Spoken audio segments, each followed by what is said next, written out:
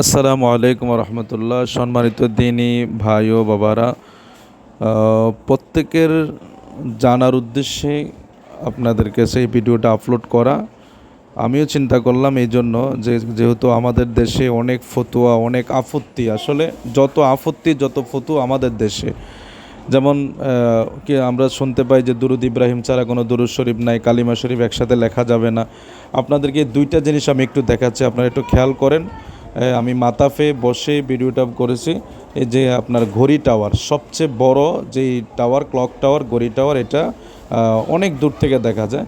আপনারা একটু খেয়াল করে দেখেন, এখানে কিছুক্ষণ পর পর কিছু আরবি লেখা ওঠে। সেই লেখাটার উপরে আমি খেয়াল করলাম যে এখানে যে দুরূদ শরীফগুলো ওঠে, আপনারা একটু একটু দেখেন। কালিমা শরীফটা আসছে এই যে লা ইলাহা ইল্লাল্লাহ মুহাম্মাদুর রাসূল একসাথে লেখা।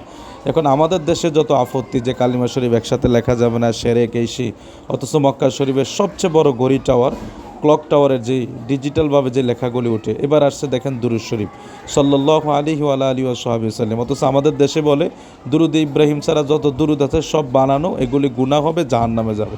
নাউজুবিল্লাহ। আসলে যত আপত্তি আর যত ফতুয়া আমাদের এই দেশে।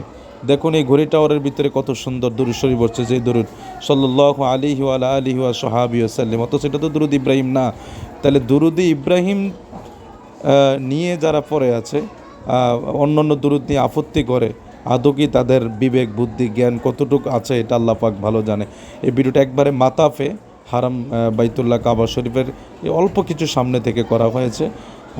তাওয়াফ করার সময় এখানে একটু বিশ্রাম নেওয়ার যখন নিতে বসছিলাম, তখনই দেখলাম যে ঘড়ি টাওয়ারের যে একসাথে কালিমা শরীফ লেখা, দুরূদ শরীফ সাল্লাল্লাহু আলাইহি সাল্লাম আলাইহি ওয়া আলিহি ওয়া সাল্লাম লেখা, এই তারপরে বিসমিল্লাহির রহমানির রহিম, তারপরে অনেক কালিমা শরীফ ওঠে। কিছুক্ষণ পর পর আরবি লেখা এই টাওয়ারটার ভিতরে ওঠে। তো আমরা আসলে মানুষকে ভুল না বোঝাই, মানুষকে ভুল পন্থে দাবিত না করি, যেটা সঠিক আছে আমরা সেটাকে প্রচার করি। ফতুয়া আপত্তি এই জিনিসগুলো থেকে আমরা সরে আসার চেষ্টা করি। আমাদের মন মানসিকতা থেকে আমরা ধীর করে শান্তির প্রতিষ্ঠার লক্ষ্যে আমরা ধর্ম প্রচার করি।